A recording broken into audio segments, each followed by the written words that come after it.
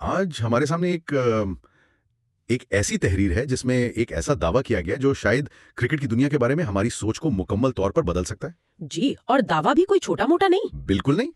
दावा यह है कि एक टीम, सिर्फ पाकिस्तान, अकेले ही टी20 वर्ल्ड कप की आधी से ज्यादा माशी कदर के बराबर है। जब मैंने ये पहली बार पढ़ा तो मुझे भी यकीन नहीं आया। मुझे भी लगा ये कोई मजाक है या शायद हुब्बुल वतनी पर मुबनी कोई जज्बाती दावा है। सही। तो इस तहरीर का मरकजी ख्याल ये है कि पाकिस्तान की शिरकत के बगैर टी20 वर्ल्ड कप जैसा बड़ा टूर्नामेंट माली तौर पर तबाह हो सकता है। और यहाँ सिर्फ कम मुनाफे की बात नहीं हो रही। नहीं, शदीद नुकसान की बात हो रही है। तो आज हमारी कोशिश यही होगी कि हम इस दावे की गहराई में उतरें, उसके पीछे दिए गए आदात-ओ-शुमार का तज्जिया करें और ये समझने की कोशिश करें कि क्या वाकई क्रिकेट के मैदान में एक टीम इतनी बड़ी माशी ताकत हो सकती है। आइए इसकी हकीकत जानने की कोशिश करते हैं। बिल्कुल, आइए देखते हैं। ठीक है, तो आइए इस तहरीर के सबसे बड़े और सबसे चौंका देने वाले दावे से शुरू करते हैं। जी। मुसन्निफ का कहना है कि सिर्फ पाकिस्तान और इंडिया के दरमियान होने वाला एक मैच आईसीसी यानी इंटरनेशनल क्रिकेट काउंसिल के लिए पूरे टी20 वर्ल्ड कप की आमदनी का 37% पैदा करता है। 37%। 37%। ये हिंसा हजम करना मतलब बहुत मुश्किल है। एक टूर्नामेंट में दर्जनों मैच होते हैं, इतनी बड़ी बड़ी टीमें खेलती हैं और ये तहरीर कह रही है कि एक मैच का वजन बाकी सब पर भारी है। बिल्कुल। और पहली नजर में ये नाकाबिले यकीन लगता है, लेकिन जब हम इसकी तफसील में जाते हैं तो तस्वीर कुछ वाज़ेह होती है। अच्छा।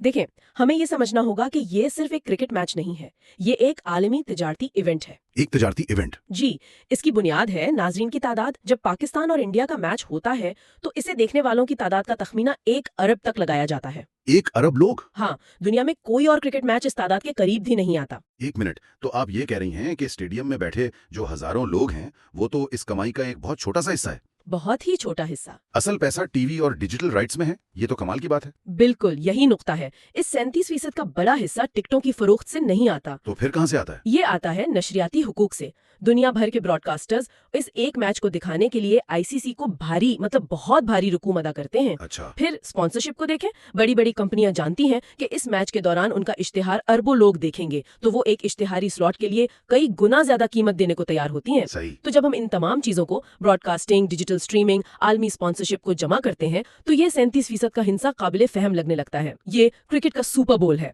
वाह, क्रिकेट का सुपर बाउल, ये अच्छी तशबीह है। अच्छा, तो इंडिया पाकिस्तान मैच की कहानी तो समझ आ गई। उसकी एक तारीखी और जज्बाती कशिश है जो उसे बाकी तमाम मैचों से अलग करती है। जी। लेकिन तहरीर का दावा है कि बात सिर्फ उस एक मैच पर खत्म नहीं होती। मुसन्निफ आगे बढ़कर कहता है कि पाकिस्तान के दीगर मैचेस, यानी जो वो दूसरी टीमों के खिलाफ खेलता है, वो भी आईसीसी की कुल आमदनी में मजीद 15% का हिस्सा डालते हैं। अब ये बात मुझे थोड़ी हैरान कर रही है। हाँ, ये नुक्ता वाकई दिलचस्प है क्योंकि ये पाकिस्तान की इनफरादी तिजारती कदर को जाहिर करता है। इनफरादी कदर? जी, इस 15% की वजह पाकिस्तान के क्रिकेट फैंस का आलमी फैलाव और उनका खेल के साथ गहरा लगाव है। अच्छा। चाहे पाकिस्तान का मैच न्यूजीलैंड से हो, जनूबी अफ्रीका से हो या बांग्लादेश से, इसे देखने वालों की तादाद बहुत ज्यादा होती है। पाकिस्तान में करोड़ों लोग देखते हैं। ये तो है। और फिर दुनिया भर में फैली हुई पाकिस्तानी कम्युनिटी मशरिक़ वुस्ता, ब्रितानिया, अमेरिका, ऑस्ट्रेलिया में वो इन मैचों को बहुत शौक से देखती है। लेकिन एक मिनट, क्या ये आदादो-शुमार कुछ ज्यादा नहीं लगते? क्या हम ऑस्ट्रेलिया और इंग्लैंड के दरमियान एशेज की तारीखी दुश्मनी को नजरअंदाज कर रहे हैं? या ऑस्ट्रेलिया इंडिया सीरीज की तिजारती अहमियत को? क्या ये मुमकिन है कि ये तहरीर सिर्फ एक मखसूस नुक्ते नजर को बढ़ा चढ़ा कर पेश कर रही हो? इन मैचों में भी तो बहुत पैसा शामिल होता है। आपका सवाल बहुत अहम है और ये हमें मुवाजना करने पर मजबूर करता है।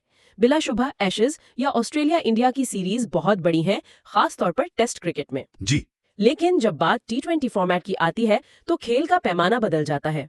टी20 का महवर नाजरीन की तादाद है। नाजरीन की तादाद? हाँ, जनूबी एशिया में क्रिकेट के नाजरीन की मजमूई तादाद दुनिया के बाकी तमाम क्रिकेट देखने वाले ममालिक को मिलाकर भी कहीं ज्यादा है। अच्छा, तो इसका मतलब है कि इसलिए जब पाकिस्तान बांग्लादेश का मैच होता है तो उसे देखने वालों की तादाद एशेज के टी20 मैच से ज्यादा हो सकती है।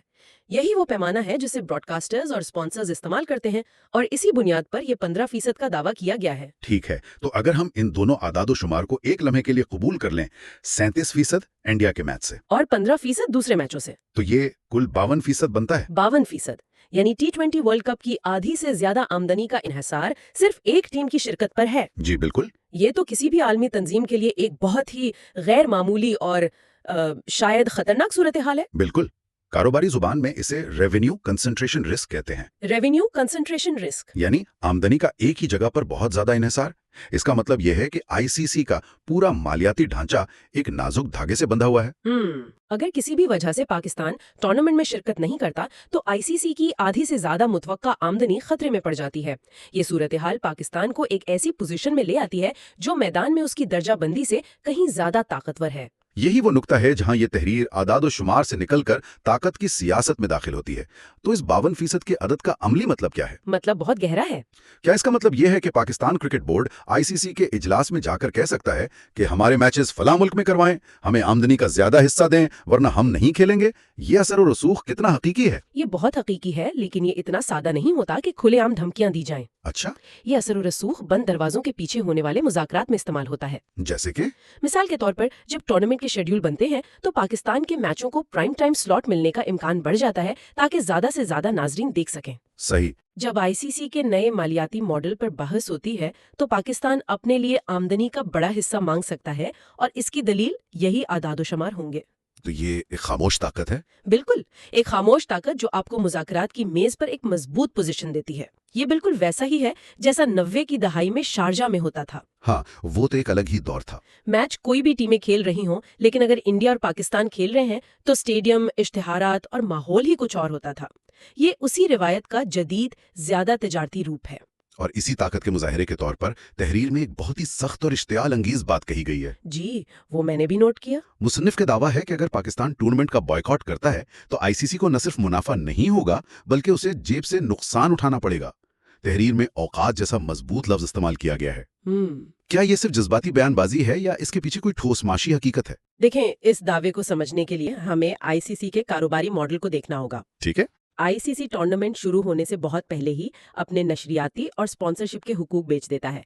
ब्रॉडकास्टर्स और स्पॉन्सर्स अरबों डॉलर के मुआहदे करते हैं। पहले से ही? जी, बहुत पहले से। इन मुआहदों में ये शर्त शामिल होती है कि टूर्नामेंट में कौन कौन सी टीमें और कौन कौन से बड़े मैचेस शामिल होंगे। इंडिया पाकिस्तान मैच इन मुआहदों का सबसे कीमती हिस्सा होता है। सबसे कीमती हिस्सा? बिल्कुल।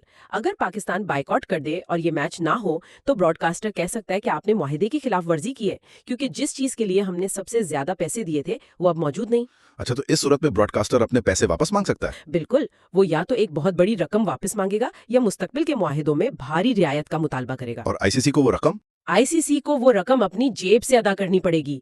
तो ये जेब से नुकसान वाली बात सिर्फ जज्बाती नारा नहीं है, बल्कि ये उन मुआहिदों की मुमकिना खिलाफ वर्जी का नतीजा है जो आईसीसी ने पहले से कर रखे हैं। वाह। इसलिए तहरीर का ये दावा अगरचे जबान के लिहाज से सख्त है, लेकिन मुआशी मंतिक पर मबनी है। ये वाकई एक ताकतवर दलील है और इस पूरी बहस को समेटने के लिए तहरीर में एक आखिरी मुवाजना पेश किया गया है। जी, वो भी बहुत अहम है। उसके मुताबिक बाकी तमाम टीमें, जिनमें ऑस्ट्रेलिया, इंग्लैंड, जनूबी अफ्रीका, न्यूजीलैंड जैसी क्रिकेट की रिवायती ताकतें शामिल हैं, मिलकर बकिया 48% आमदनी पैदा करती हैं। सिर्फ 48%? ये मुवाजना तो वाकई पाकिस्तान की तिजारती अहमियत के दावे को एक नए जाविये से पेश करता है। यही मुवाजना इस पूरी तहरीर का निचोड़ है।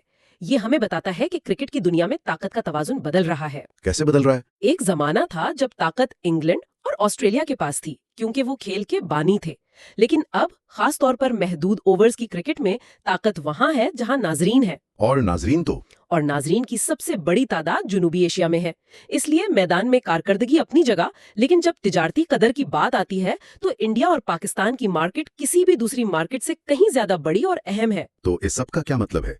हमने एक ऐसे दावे से बात शुरू की जो तकरीबन नाकाबिले यकीन लग रहा था, लेकिन जब हमने उसके पीछे की मौशी मंतिक को समझा तो एक बहुत ही दिलचस्प तस्वीर सामने आई है। जी बिल्कुल। इंडिया के मैच से 37%, दीगर मैचों से 15%, यानी आईसीसी के T20 वर्ल्ड कप की कुल आमदनी में 52% हिस्सा। ये आदादोशुमार बहुत कुछ बताते हैं। ये हमें बताते हैं कि ये सिर्फ खेल की बात नहीं है। ये खेल, कौमी शनाख्त, अलमी सियासत और अरबों डॉलर की मईशत के गहरे ताल्लुक की कहानी है। हतमी तज्जिया यही है कि ये तहरीर हमें बैनुल-अक़वामी क्रिकेट को देखने के लिए एक बहुत ही मखसूस मुआशी ऐनक फराहम करती है। मुआशी ऐनक? हाँ, आम तौर पर हम रन्स, विकेटों और ट्रॉफियों की बात करते हैं, लेकिन ये तहरीर गुफ्तगू को आमदनी, नशरियाती हुकूक और मुआशी असर और रसूख की तरफ ले जाती है। सही। ये हमें याद दिलाती है कि जदीद दौर के आलमी खेलों के टूर्नामेंट्स सिर्फ मुकाबले नहीं, बल्कि बहुत बड़े तिजारती मंसूबे हैं, और उन मंसूबों में कुछ टीमों और कुछ मुकाबलों की कदर दूसरों के मुकाबले में कहीं ज्यादा होती है। ये वाकई सोचने पर मजबूर करता है। और इसी सोच को आगे बढ़ाते हुए सुनने वालों के लिए एक आखिरी सवाल है। जरूर। इस तहरीर की रोशनी में अगर आलमी खेलों की आमदनी इसी तरह चंद मखसूस टीमों या मुकाबलों के गिर्द मजीद मरकूज होती चली जाए तो उनके मालियाती ढांचे मुस्तकबिल में कैसे तब्दील हो सकते हैं? ये एक बहुत अहम सवाल है। आलमी टूर्नामेंट्स के मुस्तकबिल के लिए इसका क्या मतलब हो सकता है जब उनकी कामयाबी और बका का इन्हिसार सिर्फ 2 या 3 ममालिक की शिरकत पर रह जाए?